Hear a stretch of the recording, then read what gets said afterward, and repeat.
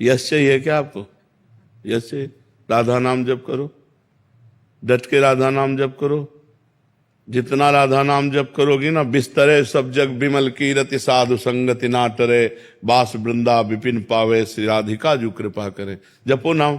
देखो प्रेमानंद जी बनने में कितने जीवन लगेंगे? अब ये तो श्री जी जाने, श्री जी का खेल है कि कई जन्म से प्रेमानंद का चक्कर चल रहा है उनके चरणों में।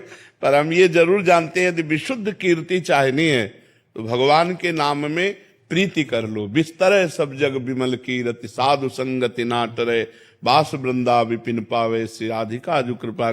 आप समझते हो कि कुछ 10-5 रुपया के केला दान करके हम यश कीर्ति प्राप्त कर ले, तो ऐसे नहीं होना है। जब डट के तपस्या की जाती है और भजन होता है तब हम चाहते नहीं हैं, हमने चाह नहीं की। ये यूट्यूब में डालना कीर्ति के लिए डालना नहीं हुआ। हमारा इतना सख्त शासन था हितधाम में शुरुआत में कि आप मोबाइल से भी टेप नहीं कर सकते। बोले महाराज जी बात यह कि आप जो बोलते हो उसे जब हम कई बार सुनते हैं तो विशेष लाभ प्राप्त होता है। तो हम कहा अगर लाभ प्राप्त हो रहा है तो फिर छूट है। और ये यूट्यूब में इसलिए डालने लगे कि लोगों को लाभ मिले।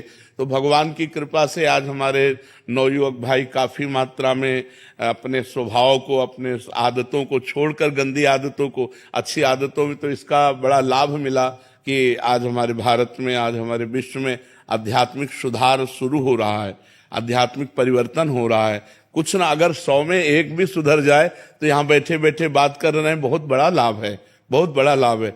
तो ये जो हम यश कीर्ति के लिए नहीं, हम तो भगवद यश जाए लोगों के कानों में, इसलिए शुरू किया था। करें करावें आप सब जने बढ़ाई दें, श्री किशोरी जी को ये जैसी।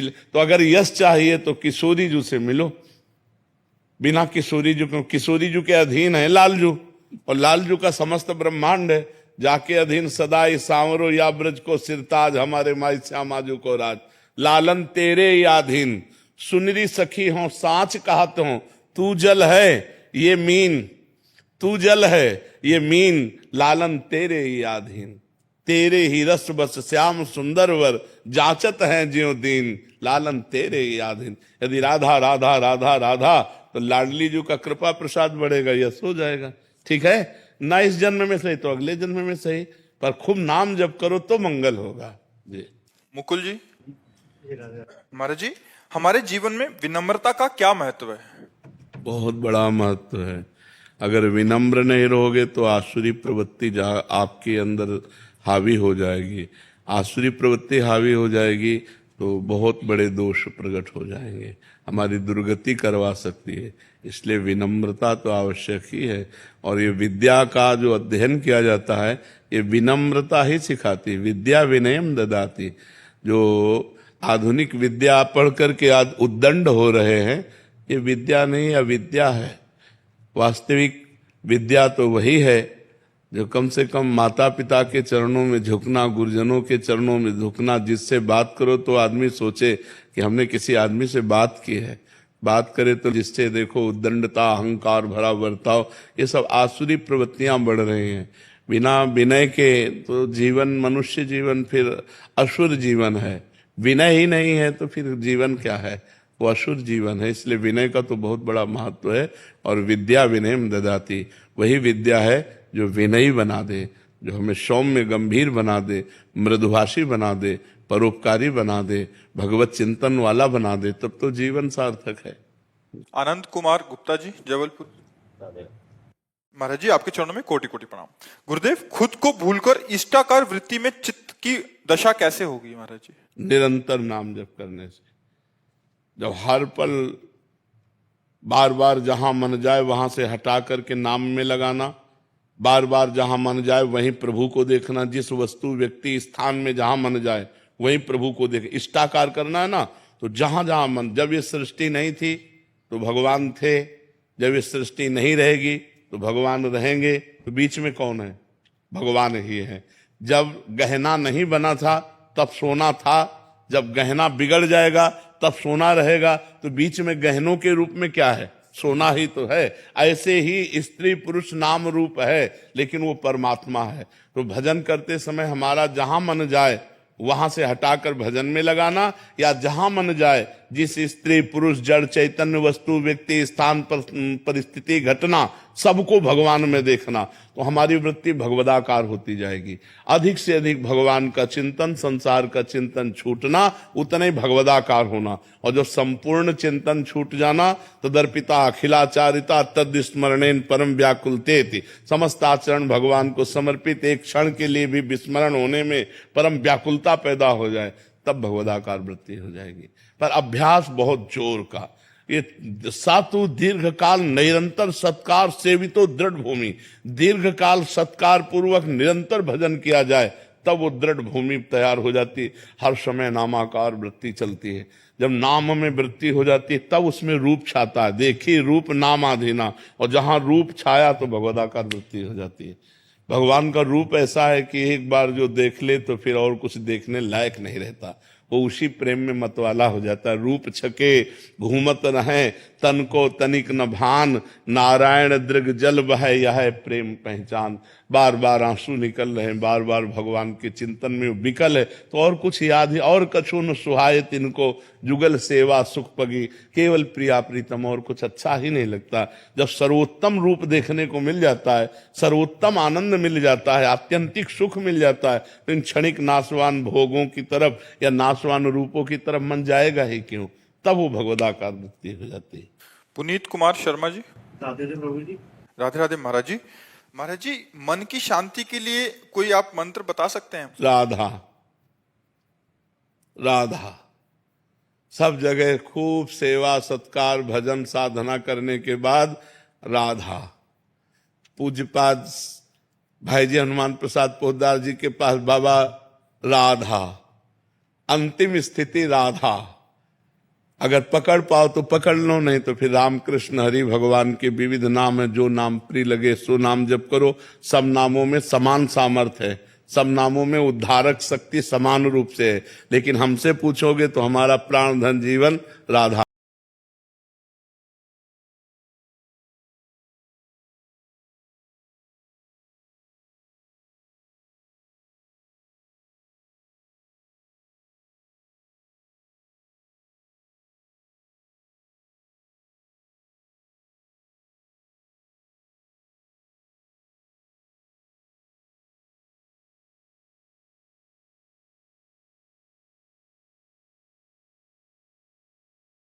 जो चाहो, हमारा मन भी शुद्ध हो जाएगा, तन भी शुद्ध हो जाएगा।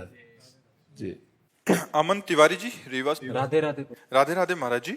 गुरु जी, परिवार भाई मित्र के साथ हमारे रिश्ते हमेशा प्यार भरे रहे हैं, इसके लिए क्या प्रयास करना चाहिए? यदि इन रिश्तों में कभी लड़ाई या मनमुख भाव आ जाए तो ऐसे में कैसे सही? वैसे बच्चा, बिना भगवत भाव के कोई भी रिश्ता पुष्ट नहीं रहेगा, क्योंकि कभी प्रतिकूलता उधर से आएगी तो आपका मन निराश हो जाएगा कि इतनी अनुकूलता देने के बाद भी इतनी प्रतिकूलता। और जब हम भगवत भाव रखेंगे तो हम अनुकूलता का भाव रखा ही नहीं, हमने तो भगवत भाव रखा है। जो हमने किया अपने प्रभु के लिए किया, उधर से जो आया मेरे प्रभु का विधान है, इसलिए जोई जोई प्यारो करे सोई मोई भावे, नाराज होने की बात नहीं। किसी भी रिश्ते में किसी भी व्यक्ति से द्वेष या नाराजगी तभी होती है जब हमारी अनुकूलता या प्रतिकूलता की भावना होती है। और जब भगवत भावना होती है तो उमा जे राम चरण रत विगत काम मद को निज प्रभु में देखें जगत, तो कैसन करें विरोध। सब में अपने प्रभु को देखता है तो फिर विरोध वो किसी से नहीं करता है। अपने संबंधों की दृढ़ता के लिए सब में भगवत भावना करना अत्यंत आवश्यक है। अपने संबंधों को परम पवित्र बना करके भगवान की प्राप्ति कराने की सामर्थ्य इस समता में है, भगवत दर्शन में, भगवत भाव में है। जब तक भगवत भाव नहीं आएगा तो इन संबंधों का कोई महत्व नहीं। हम आपको बहुत प्यार करते हैं, कल हम मर गए या आपका शरीर पूरा हो गया तो क्या संबंध, लेकिन हमने यदि भगवान माना है तो थे, हैं और रहेंगे। बस भगवान थे, हैं और रहेंगे, ये बात समझ लीजिए। नवीन पटानी जी, दुबई से। जी। राधे राधे महाराज जी। महाराज जी, ये प्रश्न बहुत सारे ऐसे जनों का है जो जिनके जीवन का कोई उद्देश्य नहीं है, भक्ति भाव भी नहीं है। इनका भाव आगे यही है, ये कह रहे हैं कि जीवन का स्पष्ट उद्देश्य नहीं है। मैं नौकरी करता हूँ और समय बिताने के लिए रोजाना कुछ काम भी करता हूँ और ज्यादा करता हूँ, मेरे पास कोई उद्देश्य नहीं है। बट मेरे को अभी जब लगता है कि मैं रिटायर होऊंगा तो उसके बाद मैं करूंगा क्या? हम ये आपसे पूछना चाहते हैं कि पढ़ लिख करके नौकरी किसके लिए की? धन के लिए। धन किसके लिए? जीने के लिए।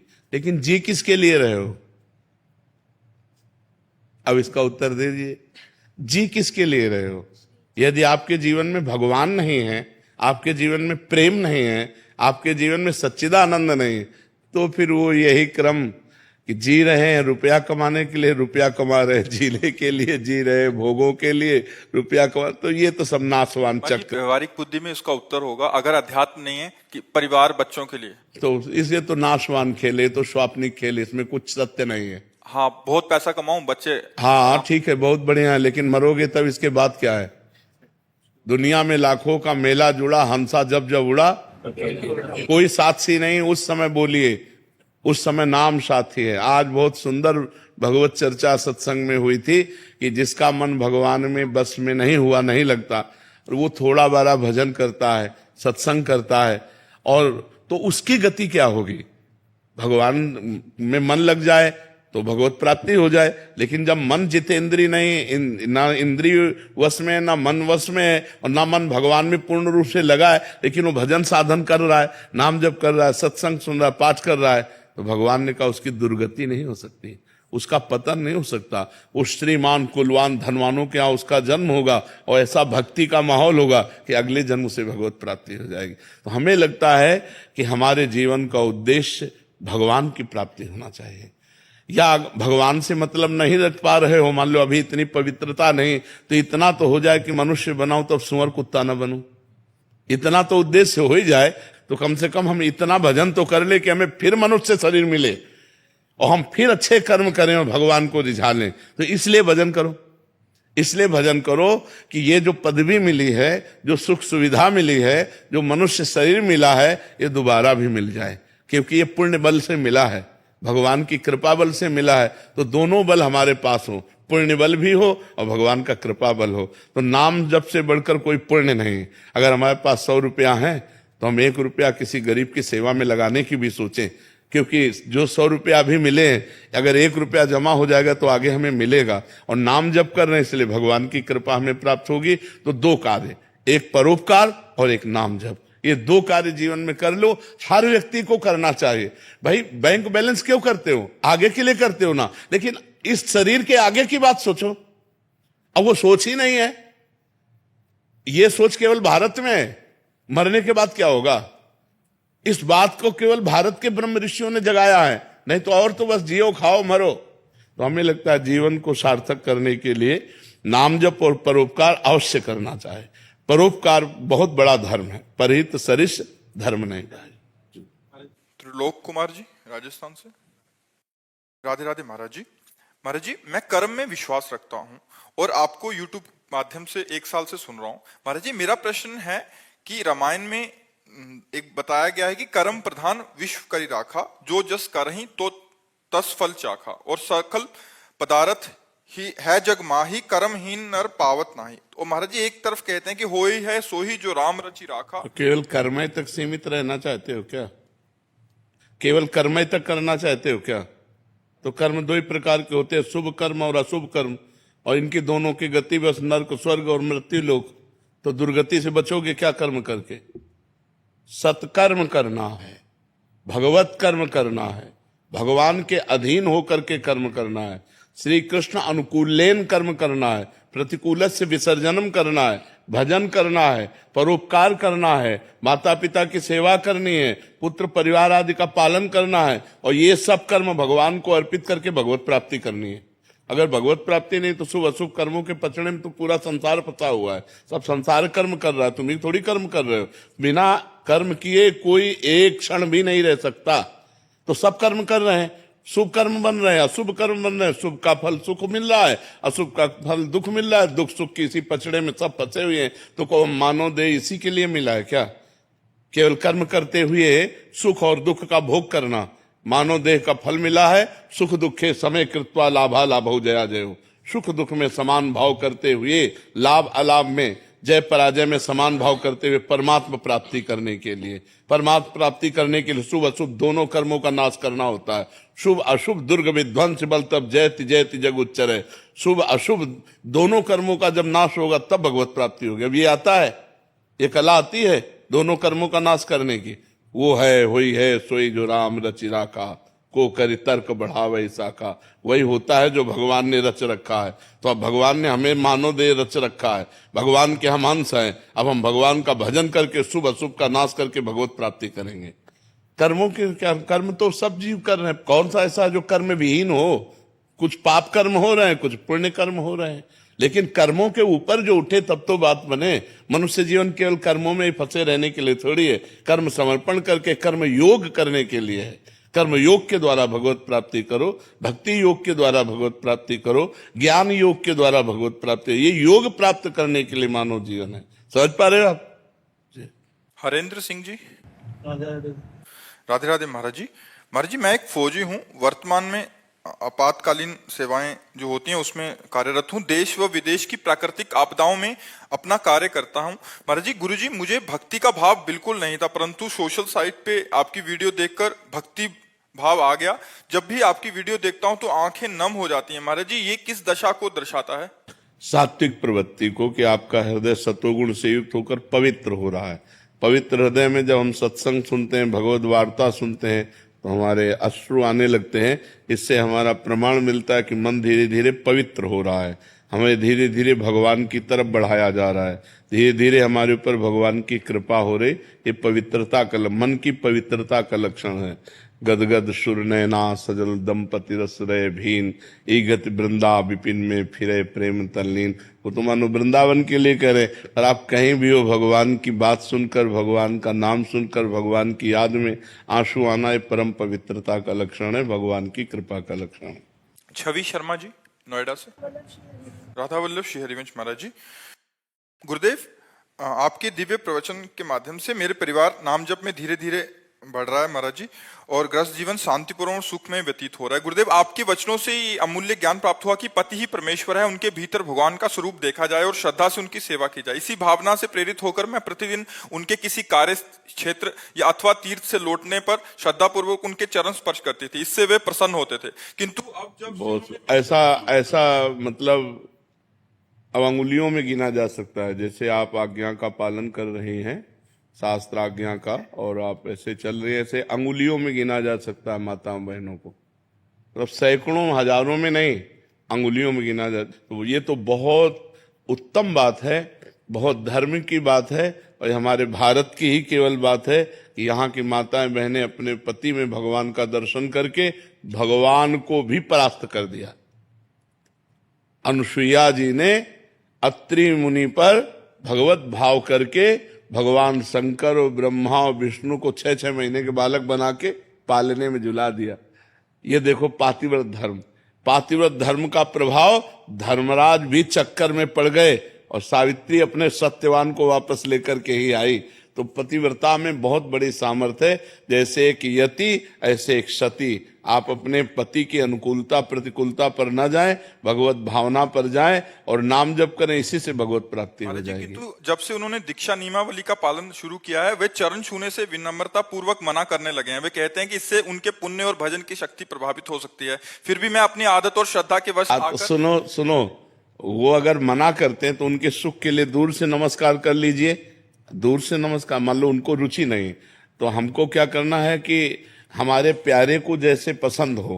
अगर वो कहते हैं कि ऐसे करने से हम राजी हैं, तो हम रोज ऐसे करेंगे। तुम खुश रहो, तुम्हारी अनुकूलता जिसमें, अगर ऐसे इतने से तो हम इतने से। अब इतने से राजी हो, आप उनसे पूछे इतने से राजी हो, इतने से तुम्हारे पुण्य नहीं जाएंगे। अगर कहते हैं हाँ ठीक है तो रोज ऐसे कर लिया। अपने पति को प्रसन्न रखना। अगर कहते नहीं करना है, बिल्कुल नहीं करेंगे, हम नेत्रों से करेंगे, नेत्रों से प्रणाम कर ले, हम हृदय से प्रणाम कर लेंगे। हम हृदय से आपको अपना भगवान मानते हैं, बाहरी व्यवहार करें या ना करें।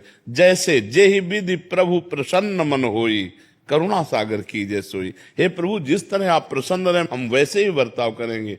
जो अपने पति को इस तरह से और पति के परिवार को पति के सुख के लिए अनुकूलता प्रदान कर, आज आदर्श है, ऐसी नारी आदर्श है। आज तो वो गजब का तांडव चल रहा है, तांडव चल रहा है। नहीं, ऐसा प्रपंच, ऐसा नौटंकी, ऐसा नाटक चल रहा है कि ये पवित्र बातें। पति मेहनत करके घर में आया और पत्नी ने मुस्कुराकर स्वागत किया, सारी मेहनत उसी, थकान उतर गई, घर में प्रेम आनंद का वातावरण। तो एक गृहस्थी, सुंदर गृहस्थी हुई। अब ये राक्षसी प्रवृत्ति पत्नी अलग हो, पति अलग, दूसरी तरफ हो, आपस में क्लेश, अविश्वास, अशांति। इसलिए बहुत सावधान। ये हम बार बार कह रहे, जो गर्लफ्रेंड बॉयफ्रेंड चला है हमारे सनातन धर्म के लिए महाविष है। क्योंकि एक लड़की 10-10 लड़कों से संबंध रखती है, वो क्या अपने पति पर भाव रखेगी? एक लड़का 10-10 लड़कियों पर संबंध रखता है, वो क्या अपनी पत्नी से भाव रख पाएगा? क्योंकि अभ्यास तो गलत बन गया ना। अभ्यास जब गलत बन गया तो व्यवहार भी गलत होगा। अब क्या आपका गृहस्थी धर्म होगा? जिसकी पत्नी चंचल है, जो स्वभाव में जिसका पति व्यभिचारी है, वो क्या गृहस्थी धर्म? गृहस्थी धर्म तो तब होता है जब दोनों एक दूसरे से प्यार करते हो, संतान उत्पन्न हुई, पितृकुल की रक्षा करने के लिए वो संतान श्राद्ध तर्पण आदि करने के अधिकारी हो। ये कोई ऐसे खेल थोड़ी है। ये अपना भारत देश है, धर्ममय देश है। तो हम तो तुम्हें नमन करते हैं कि तुम ऐसे ही अपने पति पर भगवत भाव करके पवित्रता से चलो। हमारे देश की ऐसी ही नारियां होती थी। संजीव शर्मा जी गाजियाबाद से। राधे राधे। राधे राधे महाराज जी। महाराज जी, सत्य और धर्म की राह पर चलना आजकल बहुत कठिन सा हो गया है महाराज जी। मैं एक वैज्ञानिक हूं और धर्म सत्य की राह पर बिल्कुल चलने की बिल्कुल, कोशिश आप जो करता कह रहे हो इसमें हम 1000% सम्मिलित हैं। 100% होते हैं, पर हम और बढ़ा के कह रहे हैं 1000% सम्मिलित हैं कि सत्य और धर्म की राह पर चलना मानो कांटों पे चलना है। और कांटों पे चलना है, पर दिखाई देता है। जब चल पड़ोगे तो ये फूलों का राह है, ये फूलों का मार्ग है। जो अधर्म है वो कांटों का मार्ग है। पर अधर्म का मार्ग फूलों जैसा दिखाई देता है और धर्म का मार्ग कांटों जैसा दिखाई देता है, बड़ा कठिन दिखाई देता है। लेकिन जब चल पड़ोगे तो धर्मो रक्षते रक्षिता, धर्म तुम्हारी रक्षा करेगा और तुम्हें बलवान बनाएगा। क्योंकि अगर ऐसा ना हो तो बड़े बड़े धर्मात्माओं ने कष्ट सहते हुए धर्म का पालन किया है, और अधर्मियों ने सुख लूटते हुए अधर्म का, लेकिन उनका नाश हुआ है। परिणाम में अधर्मियों का नाश हुआ है और धर्मात्माओं की जय हुई है। लेकिन बीच यात्रा में अधर्मी सुख पूर्वक रहे हैं और धर्मात्माओं को कष्ट भोगना पड़ा है। लेकिन परिणाम में धर्मात्मा सुख को प्राप्त हुए और धर्मियों का नाश हुआ है। परिणाम में तो ये है, ठाकुर जी अपने आप आते हैं, ये है हाँ, बचाते हैं। बिल्कुल बिल्कुल, धर्मो रक्षते रक्षिता। जो धर्म की रक्षा करता है भगवान उसकी रक्षा करते हैं जी। अंशु त्रिपाठी जी। राधे राधे महाराज जी। महाराज जी, जब भी मेरे जीवन में खुशी आती है तो मैं डर सी जाती हूँ, जैसे उसके बदले कुछ बुरा हो जाएगा। मुझे ऐसा डर क्यों सताता है महाराज जी? इसका जब मन मलिन होता है तो सुख में वो भय की कल्पना कर लेता है, नकारात्मक सोच ले आता है। और जब मन पवित्र होता है तो भय, दुख और चिंता के समय में भी वो सकारात्मक सोच कर लेता है और सुख का अनुभव करता है। इसीलिए मन को पवित्र करना अनिवार्य है। इसीलिए सबसे कहते हैं परोपकार करो, नाम जप करो, मांस मदिरा का सेवन मत करो, व्यभिचार मत करो, जिससे तुम्हारा मन पवित्र हो जाए। नहीं, सुख का अवसर आने पर भी वो नकारात्मक सोच, मतलब निगेटिव सोच लाकर वो भय पैदा कर देगा। सुख का तो अवसर आया और दुख दे रहा है मन, और जब दुख का अवसर आया तो दुख भोगेगा ही। इसलिए मन को पवित्र करना अनिवार्य है, और उसकी पवित्रता के लिए 2 उपाय है, एक नाम जप और एक परोपकार। दूसरों का हित करो। कोई बीमार है, कोई भूखा है, कोई गरीब है, उसका सहयोग कर दो। उसकी जो मांग है उस समय आवश्यकता, उसकी पूर्ति कर दो। भगवान आपका बड़ा मंगल करेंगे। और नाम जप करो।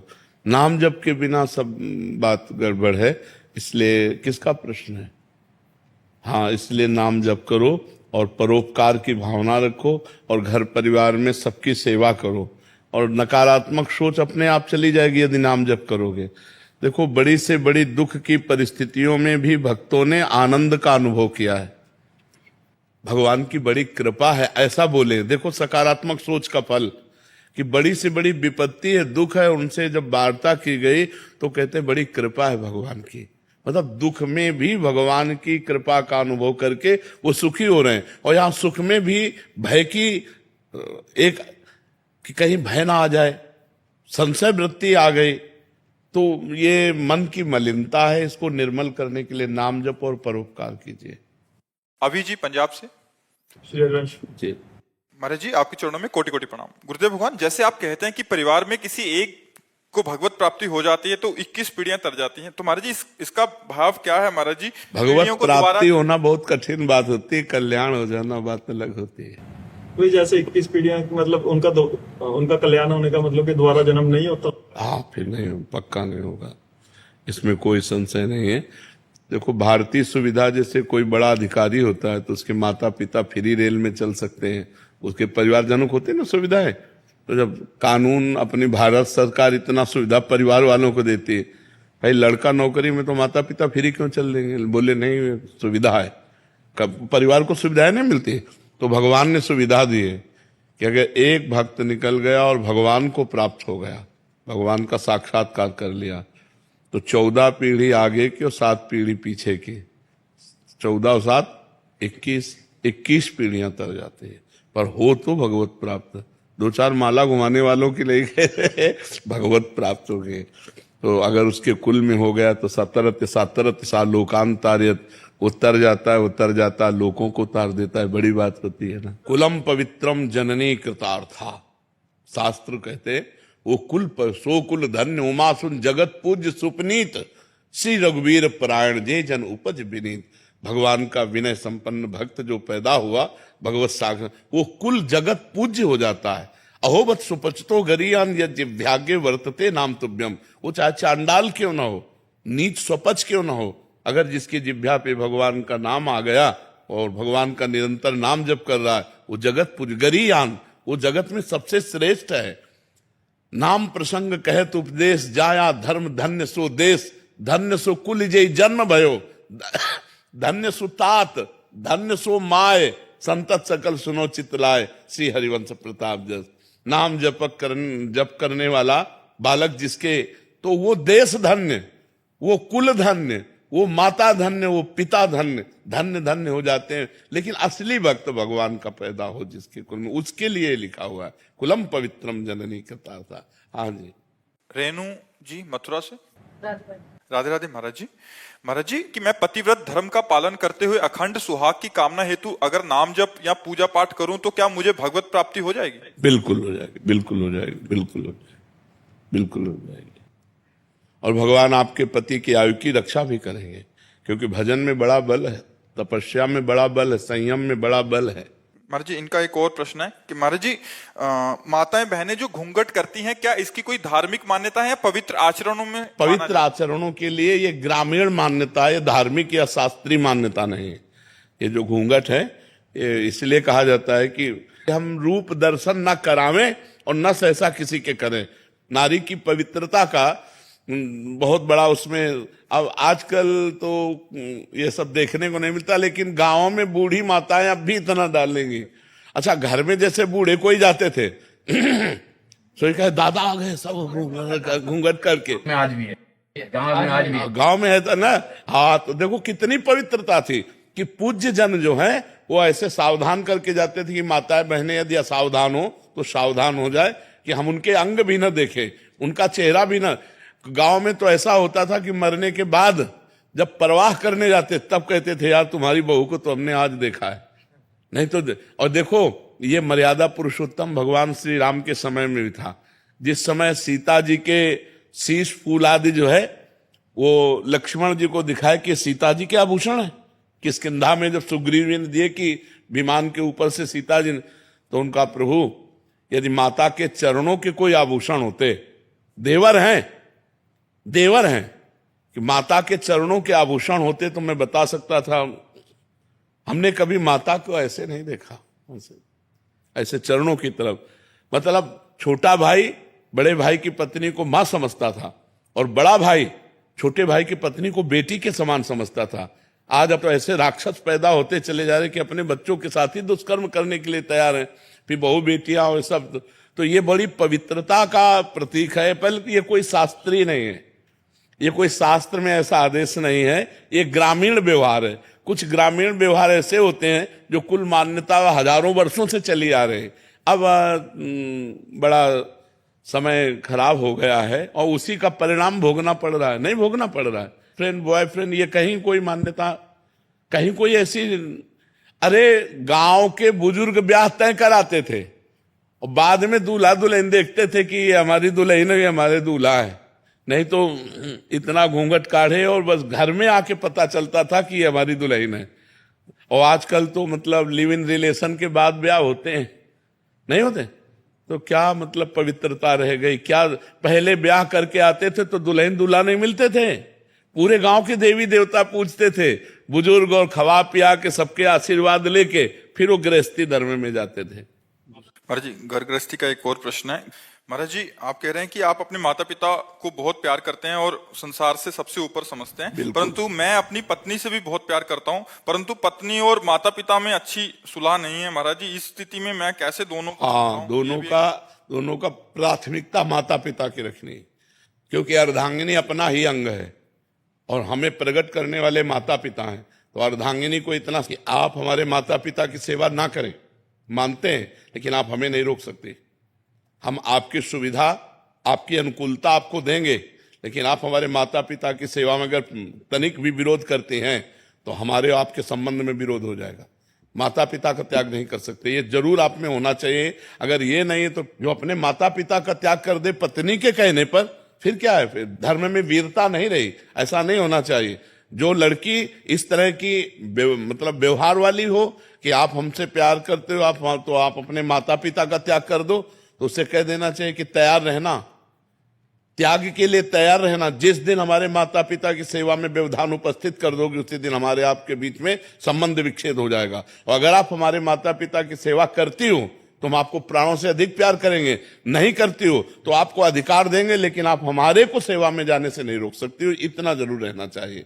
माता पिता भगवान का स्वरूप है और पुत्र का पूरा अधिकार है माता पिता की सेवा करने का। तो ध्यान रखना, अवश्य में भोक्तव्यम कृतम कर्म शुभाशुभम, जो जैसे कर्म करेगा वैसा फल देगा भगवान, भोगना पड़ेगा, इसलिए बहुत सावधान। तो कभी चूक मत कर देना, पत्नी के चक्कर में आकर अपने बूढ़े माता पिता को मारना, पीटना या घर से निकाल देना, ऐसे कोई आचरण मत करना। पत्नी से को तुम करो या ना करो, हम तुम पर दबाव नहीं डालते, लेकिन आप हम पर दबाव नहीं डाल सकती कि माता पिता की सेवा से हम वंचित हो। माता पिता ही महाराज जी थोड़े से अलग व्यवहार के हों, वो बहुत गलत व्यवहार करें, हाँ, तो उनको चाहिए, माता पिता को चाहिए कि बुढ़ापा आ रहा है, ज्यादा अगर उद्दंडता करेंगे तो दुर्गति को प्राप्त हो जाएंगे। बहू बेटा को अपना बेटा और अपनी बेटी के समान चाहिए, थोड़ा प्यार का व्यवहार करें जिससे कम से कम उनको चाय और नाश्ता मिल जाए। अगर माता पिता करने लायक है और वो बहू बेटा से सेवा नहीं कराते हैं, बहू बेटा से ईर्ष्या करते हैं, तो बेटे को चाहिए कि दूर से देखता रहे, उनकी सेवा में भले न जाए, लेकिन जिस दिन वो ऐसी स्थिति को प्राप्त हो कि वो अपनी सेवा करने लायक ना हो, उस दिन वो गाली दे तो भी उनकी सेवा करनी चाहिए। माता पिता की तो भी सेवा करनी चाहिए, क्योंकि वो बुजुर्ग हैं, उनका दिमाग स्थिति 60-70 के बाद जो है मानसिक स्थिति बिगड़ जाती है। अगर वो गाली देते हैं, वो निंदा करते हैं, तो हमें ये बात नहीं माननी, हमें उनकी सेवा करनी है। और अगर वो स्वस्थ हैं, अपने आप सेवा कर लेते हैं, खा पी रहे हैं, तो दूर से देखता रहे, खा पी रहे, आनंद से है, कोई बात नहीं। अगर 2-3 बेटा है महाराज जी, हाँ, तो उनमें से सब बेटाओं को चाहिए कि अपने माता पिता की सेवा के लिए अगर हिस्सेदारी ले लें, तीनों क्रम बाई क्रम सेवा करें। अगर तीनों में से ना करे तो एक तो तैयार हो जाए। यार, बूढ़े माता पिता को खवाने से क्या कमी होती है? दाता तो भगवान है, खूब अच्छे से देते हैं। जो माता पिता की सेवा करता है उस पर भगवान प्रसन्न हो जाते हैं, क्योंकि भगवान ने धर्म से प्रसन्न होते हैं। देखो, पुंडरीक जी अपने माता पिता की सेवा करते थे तो विट्ठल भगवान स्वयं दर्शन देने के लिए महाराष्ट्र में आए थे कि नहीं आए थे? तो माता पिता की सेवा करने वाले को भगवत प्राप्ति निश्चित होती है। कमलेश जी राजस्थान से। महाराज जी, आप कह रहे हैं कि आपके शरीर के पति जो कश्मीर में सीआरपीएफ में देश की सेवा में नियुक्त थे, अचानक हार्ट अटैक आने से शरीर छोड़ गए ड्यूटी पर। महाराज जी, इनका भाव यह है कि जो सैनिक वीरगति को प्राप्त होता है युद्ध के दौरान, वो एक सैनिक है। एक है कि ड्यूटी के दौरान आकस्मिक कोई ऐसी घटना हुई, उसके दौरान अगर उनका शरीर पूरा हो जाता तो दोनों की गति में फर्क हो जाएगा। क्योंकि युद्ध में वीर गति को प्राप्त हुआ स्वर्ग जाएगा। और ये अब अंतिम समय क्या चिंतन था उसका परिणाम मिलेगा। अंतिम समय जैसा चिंतन होगा उसके अनुसार उसकी गति होगी, लेकिन उसकी गति चिंतन के अनुसार नहीं होगी, क्योंकि वो युद्ध कर रहा है। अपने देश के लिए, राष्ट्र के लिए प्राण समर्पित किए है तो उसे स्वर्ग की प्राप्ति होगी। और अगर अंतिम समय उनका भगवान का चिंतन है तो भगवत प्राप्ति, अगर संसार का चिंतन है तो संसार की प्राप्ति। अंतःमति शो गति, सबके लिए सिद्धांत ये है। लेकिन दो सिद्धांत जैसे धाम, काशी, इसमें मरोगे तो मोक्ष और भगवत प्राप्ति होगी, पक्का तुम्हारे चिंतन से मतलब नहीं है। युद्ध भूमि में मरोगे स्वर्ग की प्राप्ति होगी, तुम्हारे चिंतन से मतलब नहीं है। लेकिन अन्य फिर आपका चिंतन। तो अपने पति की उन्नति के लिए, आत्मोन्नति के हाँ, वो श्रीमद् भागवत का सप्ताह पारायण, भगवान नाम कीर्तन और भगवान नाम जप करके अपने पति के नाम संकल्प करें तो उनका मंगल होगा, उनका कल्याण। जी एक प्रश्न और है कि उस दिन एकादशी थी महाराज जी, तो मैं बहुत दिन से एकादशी कर रही थी, तो किसी ने बोला पंडित ने कि आप एकादशी आपकी चली गई, छूट गई, नहीं तो आप उद्यापन कर सकते हैं और नहीं आप है ना एकादशी कर सकते। तो महाराज इसके लिए आप नहीं, एकादशी व्रत रही है आप। उस दिन एकादशी थी महाराज जी, उस दिन उनका ऐसे हुआ था। तो क्या हुआ, एकादशी को करोड़ों लोग मरते हैं, नहीं मरते? करोड़ों अरबों लोग मरते हैं, अरबों लोग जन्मते हैं। ये तो जन्म मरण का चक्कर चल रहा है, उससे क्या। एकादशी व्रत तो हम मंगल के लिए रह रहे, भगवान की प्रसन्नता के लिए रह रहे। जरूर रहो आप एकादशी रख सकती हूँ महाराज जी, उद्यापन भी कर सकती हूँ उसकी। हाँ, बिल्कुल भी रख सकते हो, उद्यापन भी कर सकते हो। जी एक समाधान और दे दीजिए महाराज जी। क्या होता है, एक बहुत बड़ी मान्यता चली आ रही है कि जैसे कृष्ण जन्माष्टमी है, उस दिन परिवार में दूर दूर तक भी कोई अगर मृतक होता है, हमारे जी मृत्यु को प्राप्त होता है, तो उस दिन आज से लेके जब तक उस दिन कोई नया बच्चा जन्म नहीं होगा तब तक कोई भी यहाँ उत्सव के रूप में उसको मनाया। अरे ये सब संसारिकता है, ये घोर सांस्कृतिक मान्यता तो नहीं है। नहीं नहीं नहीं नहीं, घोर संसारिकता, ऐसा नहीं है। गांव का गांव महाराज जी ऐसे कि वो उधर गया, गांव में क्या, सब जगह ऐसी मान्यता है। वो गांव की मान्यताएं ही तो सब, लेकिन ये शास्त्र प्रमाणित नहीं है। उस समय हम भगवान का मंगलमय यशोगान करते हुए, नाम कीर्तन करते हुए, हम वो सब नहीं करते, भोज भंडारा जो कृष्ण जन्माष्टमी करते, लेकिन नाम कीर्तन, भगवान की कथा वार्ता, उस जीव का भी कल्याण होगा, उस जीव का भी मंगल होगा। और अगली कृष्ण जन्माष्टमी से फिर वैसे शुरू कर देते हैं। ऐसे तो मरते ही रहेंगे, तो फिर सब त्योहार बंद हो जाएंगे, सब उत्सव बंद हो जाएंगे, सब भजन बंद हो जाएगा। ऐसे एक जने आए थे कि 4-5 त्योहार ऐसे बंद पड़े हैं, शिवरात्रि बंद पड़ा हमारा। नहीं नहीं, कोई उस दिन पैदा होगा तो नहीं नहीं। अच्छा, अब जब तक कृष्ण जन्माष्टमी को पैदा नहीं होगा तब तक कृष्ण जन्माष्टमी, नहीं ऐसा तो ले ज्यादातर यही मानता है महाराज जी, ज्यादातर यही मानता है। अच्छा, तो पैदा होने तभी वो त्योहार उठा हुआ माना जाता है। पैदा होने में भी लड़का अगर पैदा होता है हाँ। तब ये मान्यता। अरे लड़का यार, ले ले ले ले भाई। गौ माता को बछड़ा भी हो तब भी मान्यता है कि मतलब उस दिन पैदा हो जाए अगर। अरे ऐसा सब कुछ नहीं है महाराज जी, ये मतलब ऐसा कुछ नहीं है ना? नहीं नहीं, शास्त्र हम प्रमाणित कर सकते हैं ना उस दिन, अगले साल से, उस साल तो भले उस दिन तो जैसे आज हमारे यहाँ मतलब शोक हो गया, अब कोई मर गया, अब हम वो उत्सव बढ़ावा तो नहीं करेंगे जो करना था, लेकिन नाम कीर्तन, भगवान की कथा करेंगे और शांति से 13 दिन तक शोक मनाते हैं। और 13 दिन के बाद अब अगली जब जन्माष्टमी आएगी तो उसको हम मनाएंगे उत्सव। उसमें नहीं है कि कोई गाय का बछड़ा पैदा हो या लड़का पैदा हो। अब परिवार में पैदा ना हो तो कृष्ण जन्माष्टमी ना हो, तो ऐसा नहीं है। नहीं, परिवार में मर जो ताऊ के चाचा का वो भी मर गया तो हाँ, मान लो परिवार में 500-500 लोग हैं, तो फिर तो पूरे साल सूत का ही चलता रहेगा, ऐसा नहीं।